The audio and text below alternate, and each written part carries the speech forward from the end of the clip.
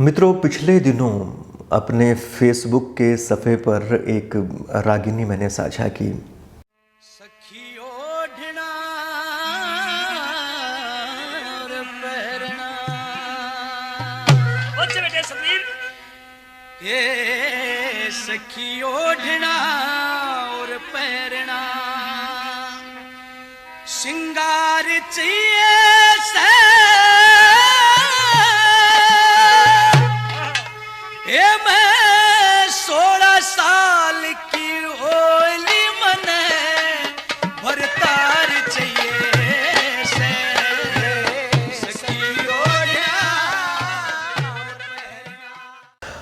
उस रागिनी को मैंने सुना तो जैसे सुनता ही रह गया। करीब एक हफ्ते तक तो हाल ये था कि दिन रात मैं उस रागिनी में खोया रहता था। और ऐसा ही हाल जो हमारे दोस्त थे उन सबका भी था। जो लोग जानते थे कि ये जो गाने वाले हैं वो सत्य कथुरवाल हैं, उनकी वो गायकी से परिचित थे, पर जो परिचित नहीं भी थे वो भी उस रागिनी में उनकी आवाज़ सुनते हैं तो दंग रह जाते हैं।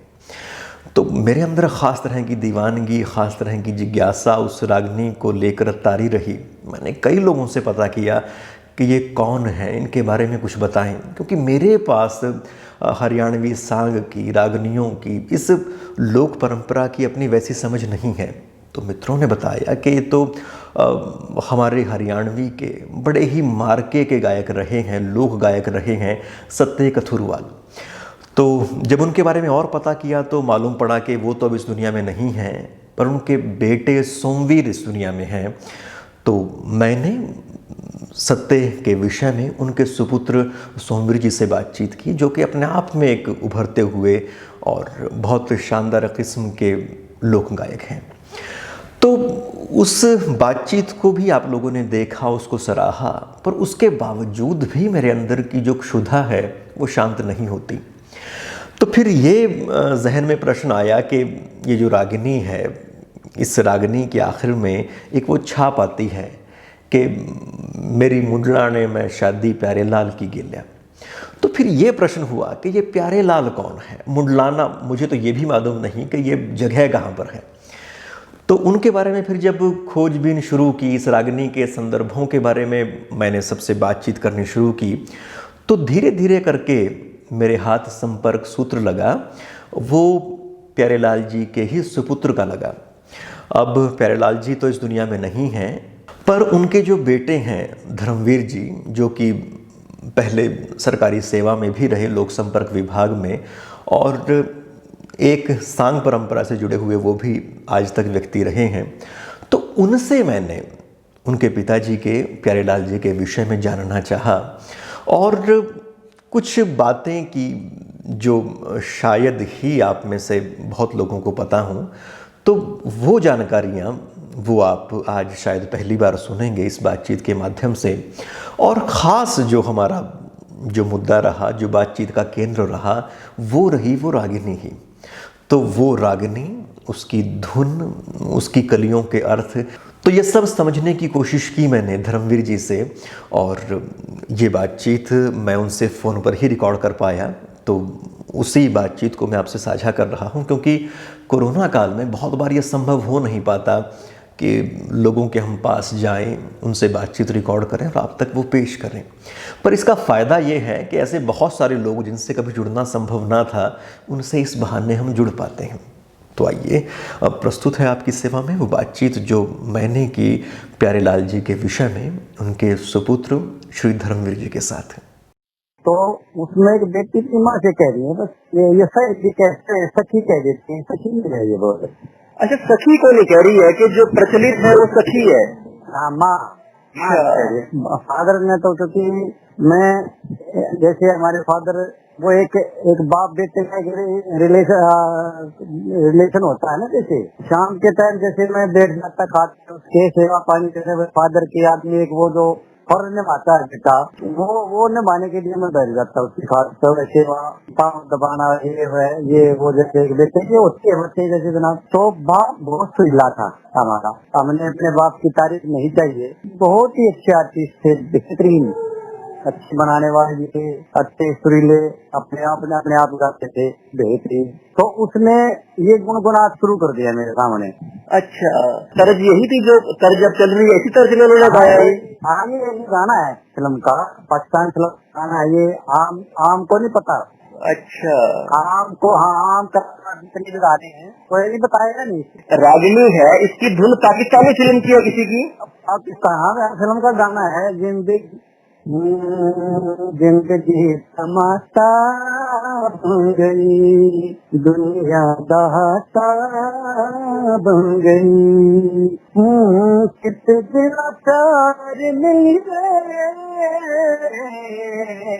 जिंदगी तमाशा बन गई। अच्छा, एक आप प्लीज ये बताओ कि जैसे आपने बता दिया कि एक लड़की अपनी माँ से कहती है, सखी से नहीं कहती, एक बात तो ये होगी इसके बारे में पक्की। कोई सॉन्ग भी है जिसके अंदर का ये रागिनी है, या फिर मतलब फुटकर रागिनी है ये? अभी सुनो, किसी सॉन्ग की आप स्टोरी उठा दीजिए, उसमें एक रोल होता है माँ भाई, हर सॉन्ग में एक ये रोल जरूर होगा कि कोई सास से जावे है या अपनी माँ से बेटी कह रही है, क्योंकि वो हमारे फादर थे, वो जो अलग बिलोंग करते थे प्रणाली से, जंगलूमीर की प्रणाली से। अच्छा, हाँ, जंगलूमीर की प्रणाली से बिलोंग करते थे, वो अलग अलग है इनसे लाइन सबसे। भाई जैसे मांगीराम जी हुए हैं, लक्ष्मीचंद जी हुए हैं, बाजे भगत जी हुए हैं। बाजे भगत के साथ तो मिलती जुलती थी उनकी प्रणाली, जैसे आंग वांग, ये लक्ष्मीचंद मांगीराम जी से नहीं मिले थे। अच्छा, एक आप प्लीज ये बताओ कि जो जंडूमीर जी का आपने जिक्र किया, उनके बारे में थोड़ा सा बताओ। वो कहाँ की उनकी रिहाइश थी, कहाँ की पैदाइश थी, कहाँ वो रहे आखिर के टाइम में, उनके कौन से शिष्य थे, आपके पिताजी उनसे कितने छोटे थे, कब उनसे मिले, कुछ उसके बारे में बताओ प्लीज। हाँ, उनका ये एक रिलेशन था पहले तो, जैसे रिश्तेदारी के रिलेशन होता है ना, ये हमारे नाना थे। हाँ हाँ, और वो जो जंडूमीर जी डेरे वाले थे, वो ऐसे मामा फूफी के भाई थे। अच्छा, कहाँ किस जगह के रहने वाले? डेरा संभालता से 10 किलोमीटर है पूर्व में। अच्छा, जमुना साइड होती है ना, संभालते थे तो एक जमुना साइड रोड जाता है, वो उस पे डेरा गांव है, उसके उस गांव के झंडूमीर थे। झंडूमीर जी की जो प्रणाली थी वो बाकी प्रणालियों से फिर अलग कैसे थी, किस मायने में अलग थी, क्या क्या तरीके अलग ये थे उनके, वो शिष्य थे मानसिंह के, वो थे जावली के। लक्ष्मीचंद के गुरु थे मानसिंह, वो थे बसोदी के।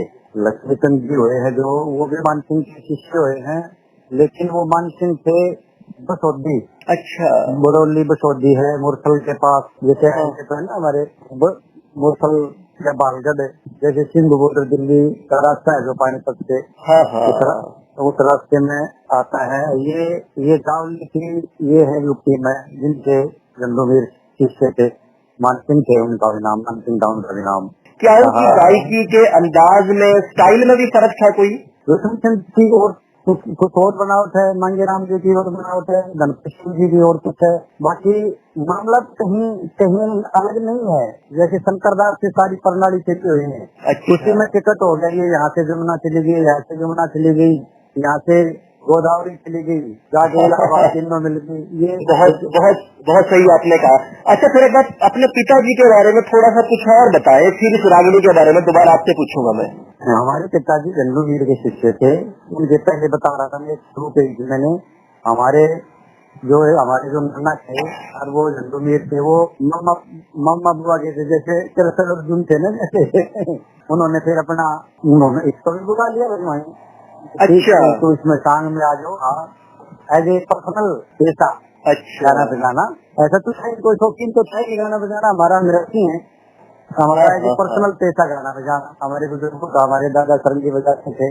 जब आपके पिताजी जंडूमीर जी के पास सीखने गए ना, हाँ, तो कौन सा बरस रहा होगा, वो कौन सा सन रहा होगा, उसके आसपास के चाहे 2-4 साल का फेर में बता दो आप बात ये। 1947 में तो यहाँ से चले गए थे जंडूमीर जी। अच्छा, जंडूमीर चले गए थे ये? हाँ, पाकिस्तान चले गए थे। तो अच्छा, उससे भी पहले की बात है ये? ये तो उससे ही पहले की बात है सर। हाँ, तो फिर आगे कितने साल उनके पास सीखा, फिर अपना अलग गायकी भी उन्होंने करी कुछ? उसके बारे में बताओ। आपने अपना कम शांत करा, क्योंकि इस प्रणाली से आदमी नहीं मिला था, कोई अपना नहीं करा, अपना ज्यादा नहीं करा था अपना, क्योंकि संभाल के तो हमारे नाना मामा थे, ये 5 वो हमारे मदर के गुरु थे, हाँ, तो उन्होंने बना ये पहले अपना सांग में बुला लिए थे अपना फादर को। तो ऐसा तो होता ही है, किसी बच्चे का गाने बजाने चाहिए तो पता लग जाता है, छोटा बच्चा वहाँ गा रहा है उसको बुला लो, जैसे वहाँ गा रहा है उसको बुला लो। 8-10 साल की एज में कैसे चले गए थे फादर, सब जनलू के पास चले गए थे। अच्छा, एक आप ये बताओ कि जैसे उन्होंने कुछ रागनियां अपनी भी बनाई, अपनी लिखी भी है, कितने की लिखी होंगी अपनी, या औरों की कितनी गाई होंगी, इसके बारे में कुछ बताओ प्लीज। फादर ने, हाँ जी। फादर की रागनियां लिखी नहीं है मेरे पास, लिखी हुई है, उसमें हमारे दादा गुरु के भी हैं, वो रंदिंदर के भी हैं, वो भी हैं। अच्छा, अब आप जिस रागनी का मैं जिक्र कर रहा, इस रागनी को वैसे तो बहुत सारे कलाकारों ने गाया है, तो आपको सबसे अच्छी अदायगी किसकी लगी आपकी नजर में? सबका एक अंदाज होता है, रफी साहब का कुछ और अंदाज है, अंदाज था, मुकेश जी का कुछ और अंदाज था गाने बजाने का। एक एग्जाम्पल दूं आपको मैं, गाने फिल्म इंडस्ट्री में गाने वाले, इनका सबका अलग। इसी तरीके से हमारा फोक जो हमारा गाना बजाना, इसमें भी अलग अंदाज था। सत्ते हमारे अंकल लगते थे, अच्छा गाते थे, बहुत अच्छा गाते थे, बहुत अच्छा गाते थे, लड़का भी अच्छा गाता है, मेरे को तो सुनते थे ये लोग सत्ते। अच्छा, हाँ, वो ऐसे बढ़िया गाने बजाने की तो मैं बात नहीं कहूँगा, लेकिन हमारे फादर वो ये क्योंकि हमारी दादी थी ना, जो जी जी, सत्ते की बुआ थी, जो रागनी है ना ओढ़ना पहनना वाली, इसकी कलियों का मतलब बताओ कि क्या बात इसमें कह रखी है। वैसे तो देखो मतलब पता लग ही जाते हैं, मतलब कली दर कली, जैसे आखिर के अंदर मान लो जिक्र आता है कि मतलब जो आपके पिताजी है अपनी आर्थिक हालत का जिक्र करते हैं कि मेरे पास इतना नामा होता है तो मैं अपना बेड़ा कर लेता। एक छुरी होती है दिमाग की, वो निकल जाती है, उसको पता नहीं होता इस बात का, तू क्या दिखा रहा है इस कली को। क्योंकि लक्ष्मी चंद्र ने, आज मैं घूमता आ रहा था सुबह, ये मॉर्निंग वॉक करने जाता हूँ सुबह में, तो कोई ट्रैक्टर पे एक रागनी लग रही है, समुद्र जी से हुए ब्रह्मगण्य जिसने वेद विचारा, वेद व्यास जी कलु काल का हाल लिखने लगे सारा। उसमें क्योंकि हमने सुना है भजनों, तो उसमें बोल आ जाते हैं, भाई तीर नौकरी करा करेंगी, फिर भी चले नहीं गुजारा, नंगे से अंधेंगे, वो ये निकल जाती है ना कभी से पहले की, जैसे होया भाई ऐसे भी होगा, ऐसे होगा यूं एक उसके एक दिमाग की होती है। उस टाइम तो कोई जैसे एक साल में आदमी का आर्टिस्ट बुला लिया तो कभी कोई पैसे नहीं ले होता किसी से पहले। वही मैं तो वो जैसे कोई मेरे को बुला ले, भाई आप मेरे संग में आ जाओ, मैं कहूँगा जी मैं तो 10,000 रुपए लूंगा तब आऊंगा आपके पास, तो उसमें निकल के उसके मुंह से भी बेड़ा बांध लूं तो नाम 30,000 एक गरीब बच्ची थी घर में, अकेला था, 4-5 लड़कियां थी, ऐसे ही मामला, इस वजह से फिर उसने बोल रख दिया। ये वो सुना करते फिर मेरे से बैठ के, फादर तो गुजर गए थे फिर 87 में गुजर गए थे फादर को जी। तो फिर वो सत्ते वो रिलेशन में तो थे हमारे, तो मेरे से उसका एक तकरीबन थे फादर की। देखो इसमें एग्जाम्पल दिया, दरिद्रियो धन की मेवा आनंद साग मारा मत जोबन का गंडा, क्योंकि उसमें तजिद्रियो धन की मेवान साग मारा, उसमें उसकी मेवा छोड़ दी थी, बता रहे हैं कृष्ण जी ने। हाँ, उसमें उसका हरा साग वो खाया, एग्जाम्पल दे दिया। तजिद्रियो धन की मेवान साग मारा मत जोबन का गंडा अपन काग मारा, एग्जाम्पल दे दिया। जवानी का दे दिया, यानी कि एक बोल होता है मालूम पेट से होता है, एक ओपन होता है बोल, एग्जाम्पल दे दिया। हाँ, मद यानी कि जवान में आ गया, काग मारा मन सपने के मद इच्छा मेरी लाग, यानी कि मतलब जिस तरह से गंडासा तीखा हो जाता है आग में जाके पक के बिल्कुल तैयार हो जाता है, आदमी समझेगा इस बात को। जी घोड़ी का कमार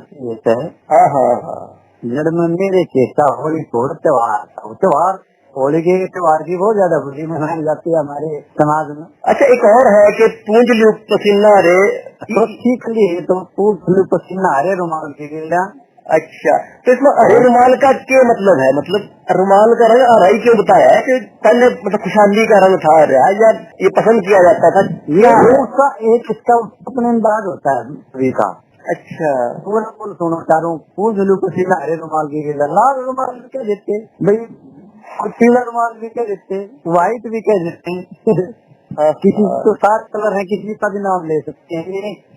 एक बुल खप गया वहाँ पे, पूछ लो तो सिर नहारे रुमाल की गिरना। 20 वर्ष का था, 16 साल का डिफरेंस से 4 साल लगा, तो 4 साल का डिफरेंस का।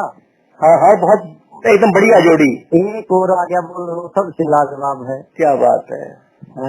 पूछ लो तो सिर नहारे रुमाल की गिरना, और 20 वर्ष का साजन 16 साल की गिरना। दुनिया पागल भरी बुरी खाल की गिरना। हाँ, इसका क्या मतलब है? ये सुंदरता का मतलब देख लिया उसका, उसके आचरण नहीं देखे, लेकिन उसको आचरण देखा, उसका आदमी ने क्या बात है, देख लिया। अच्छा अच्छा तो उसका हो रहा था, देख लिया ये तो बहुत सुंदर है यार। बस उसका आचरण तो देखो, आचरण वाला नहीं देखो। तो किनारे रुमाल की गिरना, और 20 उसका साधन 16 साल की गिरना। दुनिया पागल हो रही है, बुरी साल की गिरना।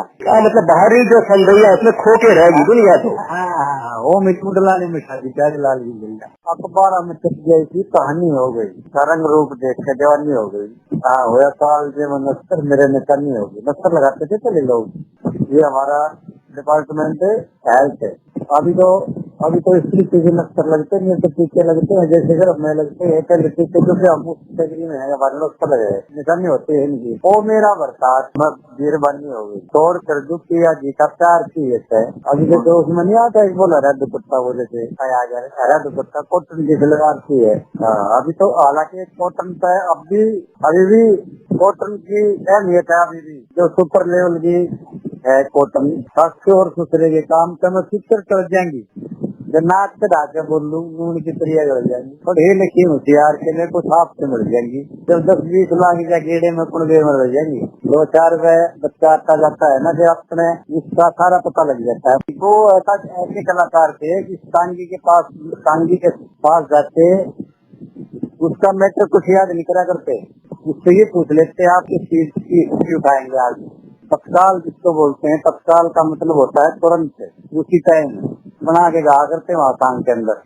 फिर कोई बेटा बेटी हो, मैंने परिवार था तेरे में 15 दिन की थार, बच्चा नया होता है, 10 से 5 दिन के लिए भेजते हैं उसको, फिर आ जाता है वो अपने घर में। अच्छा, तो ये बताओ आप कि इसकी वजह क्या है कि ये रागिनी इतनी बार सुन ले फिर भी इससे जीना पड़ता क्या है? इसके मतलब आकर्षण का कारण है क्या रागिनी का, जो आपको लगता है? सुनो, 2 चीजें होती हैं जनाब। एक तो होता है जोड़पा, एक होती है कविता। जोड़पा नहीं है ये, कविता के घर में अंदाज हो गया, सारी बातें उस नियम की होगी, गर्भाश्रम की होगी, जिससे हमारा समाज है। समाज की तो बोलते हैं, बेटी भी समाज में है, बहू भी समाज में है, सासरा भी समाज में है, बेटी होगी चाणी होगी, वो ईसाई की जाएगी, हमारे घर आश्रम की बातें होगी, फिर एक इसकी दोनों होगी, एक खर्चा होता है। इस बात का भी होता है जिसमें सुनी एक बात, मैंने छोटी ही नौकरी करी पब्लिक रिलेशन में, काफी साल पहले की बात है, ये जो मैं आपको बताऊंगा। तो वहाँ जिसके साथ में एक भजन पार्टी, तो वहाँ मैं नौकरी 89 की बात बता रहा हूँ आपको, 89 की। तो हाँ, उस बच्ची के साथ मेरा झगड़ा हो गया। हाँ, वो झगड़ा मतलब शॉर्ट में बता देता हूँ। तो झगड़ा मतलब वो डिपार्टमेंट सारा इकट्ठा हो गया वहाँ पे सोनीपत में, और डांगी का नाम था, जब आपने सुना भी होगा मंसूर डांगी का। ये हमारे ड्रामा इंस्पेक्टर थे, हरिपाल चौधरी और नीलम चौधरी, जब इसकी खेती बनी। तो जो ये कुंडा है, ये नौकरी करते थे वहाँ पे सोनीपत में। हाँ, झगड़ा होते होते वो आगे भी, वो नसीब सिंह कुंडू आ गया वहाँ पे। यार छोटी आप लड़ाई को तो गाना बजाना सुनाइए, लड़ाई का मूड था सर। मैं बोला भाई हमारा हारमोनियम कौन बजाएगा, तुम्हारे मशीन में से बोलो, वो गुस्से का मूड था ना। मैं बोला भाई तुम्हारे मशीन में से हारमोनियम कौन बजाएगा, मेरे रागनी को कौन सा है? हाँ बोला वो तेरा भजन नहीं बजा लेगा। मैं बोला ये मेरा भजन, मेरे को हटाओ था वो। मैं बोला मेरे को हाँ, मेरे साथ मेरे रागनी को बाद हारमोनियम बजाएगा तो मैं अपने आप रिजाइन दूंगा, मेरे को जो हटा रहा है ये मैं रिजाइन दूंगा। तो मुंह लिखा गाने बजाने का तो था ही नहीं, घर में जात था, लड़ाई में तो घर में जात होता आदमी का। तो एक लाइन तो बनाई थी मैंने उस टाइम में, बड़ा दुख देना, ये तरह बताओगे तेरे कसम में बड़ा दुख देना। तो मैं शुरू हुआ तो वो सीता फोन पेन निकाल लिया जनाब। तो उसका गाना सुना हुआ था जनाब, राम जी बड़ा दुख देना, तो उसका सुना हुआ गाना, पत्ते बोलते उसमें मुझे निकल रहा रागिनी। मैं बोला मैडम क्या कर रही हो, रागिनी उड़ा रही हूँ? कौन सा भाई मगा इस रागनी को। और ये जो रागनी थी अभी जो जिसका हमें जिक्र करा रहे हैं और प्रेरणा श्रृंगार, ये किसी ने सुनी उस टाइम में, किसी को नहीं सुनी थी जब ये बिल्कुल लेटेस्ट ये यहाँ आगे बात कर। अच्छा अच्छा अच्छा। हाँ जहाँ हमारा देश चल रहा है उनको पीछे रहना चाहिए ना लोगों ने। मैं बोला भाई ये धुन बजाइए, मैं बोला तो सुर दबाओ मगा ये रागनी शुरू कर लिया। अच्छा मैं बोला चैलेंज है मेरा मैडम आपको उस तरीका का बोला, तरीका मैडम आपको मतलब एक चैलेंज है, आप इस रागनी को लिख लो या इससे सुन के धुन भी सुना दो तो मैं आपको इनका शागर दूंगा। चलो धुन तो सुनिए नहीं किसी ने दिक्कत किया। ओहो मैंने 4 कभी सुना दी सर, वो उससे नीचे नहीं गई रागनी है, मेरे पीछे लग गया। फिर मेरे को नहीं आप हमारे साहब हैं, ठीक आपको 10 बार नमक से करूंगा मैं नहीं लिखवाऊंगा सर मैं आपको। ओहो, यानी कि आप ये कह रहे थे सन 86-87 के बाद ये रागनी फिर गाई जाने लगी। हाँ ना मार्केट में। अच्छा हाँ, मार्केट में फिर गाई जाने लगी। अच्छा जो ये धुन आपने कहा कि पाकिस्तानी गीत की है, तो पाकिस्तानी गीत फिर यहाँ तक कैसे पहुँच गया था? वो कैसे बात बनी? एक हमारे फादर के दोस्त थे, इस लाइन से संबंधित थे, खान लाइन से, वो पाकिस्तान गए थे तो वो जैसे महीने का वीजा लगता है, आदमी पासपोर्ट बनवा के वीजा लगता है। आप तो पढ़े लिखे हैं, आपको ज्यादा बारीकी से बताने की तो जरूरत ही नहीं। वो बहुत अच्छे कलाकार थे जो हमारे इंडिया से पाकिस्तान गए, जो बहुत अच्छे आर्टिस्ट थे। वो तो पाकिस्तान गए, आदमी जिस लाइन का उस लाइन की तो बात करेगा, तो उसने ये धुन सुन के आया, वो पाकिस्तान से धुन सुन के आया तो अपना गाना बना लिया। तो फिर हमारे फादर से भी सुना ऐसे हाँ, उसने उसका गाना सुन के अपनी रागनी बना ली, फिर इसने अपना गाना बना लिया। अच्छा, तो इस तरह से धुन वहाँ से चल के फिर यहाँ पहुँची। हाँ ये ऐसे। अच्छा आपके पिताजी के बारे में तो वो मतलब कब उनकी डेथ हुई पिताजी की, आपकी स्वर्गवास कब हुआ उनका? 90 में हुए। तो कितनी उम्र, उनकी उम्र कितनी रही उस टाइम तक? 65 एज की। अच्छा। वो अकेले थे सर, हम 2 भाई हैं अभी। अच्छा ठीक है जी। तो हम जैसे भी एज थोड़ी ओल्ड सी होगी ना, हाँ हुए उस उम्र में जाके हम हुए थे। हाँ जैसे हमारे जवानी में नहीं हुए वो हम, उनकी जवानी में हो जाती तो उनके साथ बराबर हो जाते, तो इसलिए वो बात नहीं बन पाई।